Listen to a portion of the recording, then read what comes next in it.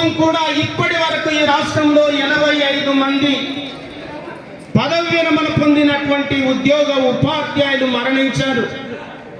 మన జిల్లాలోనే కె సోమిరెడ్డి అనే ఉపాధ్యాయుడు వైద్యం చేసుకోవడానికి డబ్బులు లేక మరణిస్తే మేము వెళ్ళాం, ఆ కుటుంబాన్ని అడిగాం.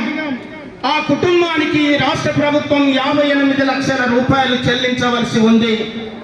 అతను మరణించిన ఇంతవరకు ఆ పెన్షనర్ యొక్క బకాయిలు చెల్లించలేదు.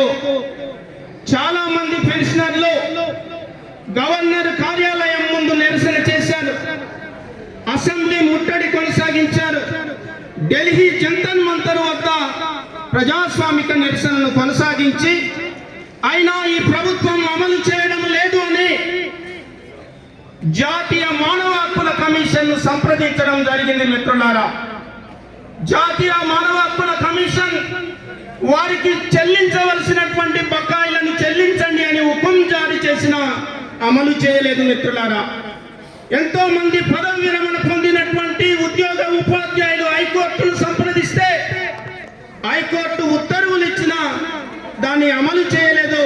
చాలా మంది ఉపాధ్యాయులు కంటెంప్ట్ ఆఫ్ ది కోర్ట్ వేశారు, మాకు రావాల్సిన ఎందుకు ఇవ్వలేదని. Contempt of the court order తెచ్చి ఆర్థిక శాఖ ముఖ్యమంత్రి, ఆర్థిక శాఖ ముఖ్య కార్యదర్శి గారికి అందజేసిన దాన్ని అమలు చేయలేదు. దీని వెనుక ఉన్న అంతర్యం ఏమిటో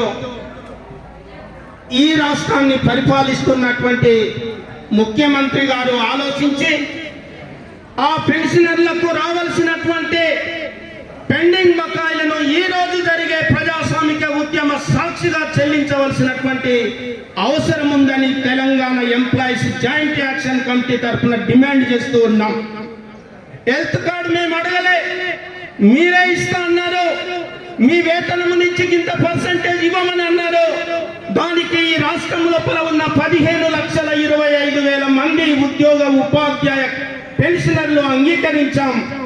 మీరు ఉత్తర్వులు ఇవ్వడం లేదు, దానికి కారణమేంటో సమాధానం చెప్పాల్సినటువంటి అవసరం ఉందని ఈ వేదిక సాక్షిగా డిమాండ్ చేస్తూ ఉన్నాం. మిత్రులారా, అదేవిధంగా ఒక ఉద్యోగి సిపిఎస్ ఉద్యోగి మరణిస్తేనే ఆ కుటుంబానికి ఫ్యామిలీ పెన్షన్ వస్తుంది.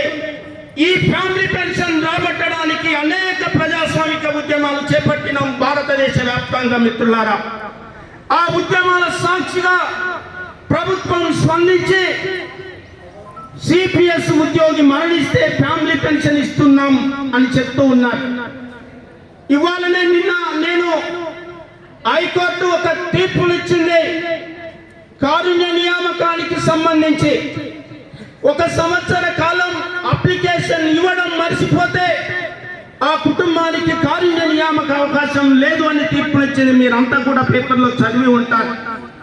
దయచేసి ఈ రాష్ట్రంలో కుటుంబ సమస్యలతోటి అనేక కారణాలతోటి సంవత్సరం లోపు కారుణ్య నియామక అప్లికేషన్ ఇవ్వనటువంటి బిడ్డలు ఎంతో మంది ఉన్నారు. ఈ వేదిక సాక్షిగా వాళ్లకు తిరిగి అవకాశం ఇవ్వాలని ఈ వేదిక నుంచి డిమాండ్ చేస్తూ ఉన్నాం. మిత్రులారా, అదేవిధంగా ఇవాళ ఈ రాష్ట్ర ప్రభుత్వం ఎన్నికలలో ఏ హామీలైతే ఇచ్చిందో ఆ హామీల అమలుకు తక్షణమే కార్యాచరణను రూపొందించుకొని అమలు చేయకపోతే భవిష్యత్ ప్రజాస్వామిక ఉద్యమాలను మరింత ఉధృతం చేస్తాం. ఈ ప్రభుత్వం ఇంకొక పని ఏం చేస్తుంది అంటే ఉద్యోగులు వేరు ప్రజలు వేరు అని చెప్తుంది, ఉపాధ్యాయులు వేరు ప్రజలు వేరని చెప్తుంది. ఇలా ఉపాధ్యాయులు మారుమూల గూడల్లో, మారుమూల తండ్రుల్లో, అనేక గ్రామాల్లో సేవలు అందించే బిడ్డలు ఉన్నారు అంటే ఒక ఏఎన్ఎం సేవలు అందిస్తుంది, ఉపాధ్యాయులు సేవలు అందిస్తారు, ఓ రెవెన్యూ కార్యదర్శి సేవలు అందిస్తారు.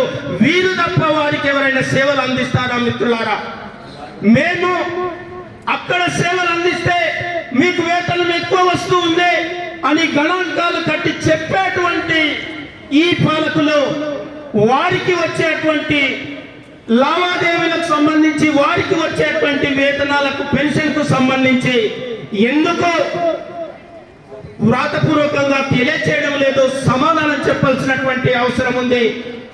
ఇక్కడ ఉద్యోగులు ఉపాధ్యాయులు ప్రజలలో భాగమే. ఆ ప్రజలకు సేవ అందించడానికే, పారదర్శకంగా పనిచేయడానికే కట్టుబడి ఉన్నాం మిత్రులారా. ప్రభుత్వం ఎన్నికల హామీలు అమలు చేయకుండా ఇదే విధానాన్ని కొనసాగిస్తే యుద్ధం వచ్చింది, ద్రవ్యోల్బణం పెరిగింది. మరి ఈ ద్రవ్యోల్బణం పెరిగిన ప్రతి వస్తువును కూడా మనం కొనుక్కొని తింటూ ఉన్నాం కదా, మరి ప్రభుత్వానికి తెలియదని తెలియజేస్తూ భవిష్యత్ ప్రజాస్వామిక ఉద్యమ నిర్మాణంలో సమస్య ఎవరిదైతే వాళ్ళు అధిక సంఖ్యలో హాజరై ఆ సమస్య పరిష్కారానికి కృషి చేయాలని అందరికీ పేరు పేరున ఉద్యమ నమస్కారాలు తెలియజేస్తూ సెలవు తీసుకుంటున్నాను మిత్రులారా. పెన్షనర్స్ అసోసియేషన్ మాట్లాడమనండి. మేమే ఎక్కువ మంది ఉన్నాం. ఉద్యోగులకు ఇచ్చిన హామీలను వెంటనే ఉద్యోగులకు ఇచ్చిన హామీలను వెంటనే సిపిఎస్ విధానాన్ని రద్దు చేయాలి. సిపిఎస్ విధానాన్ని పిఆర్సీని వెంటనే ఇప్పుడు పిఆర్సీని వెంటనే DTU స్టేట్ ప్రెసిడెంట్ TGJC నాయకులు శ్రీనివాసరావు గారు మాట్లాడాల్సింది.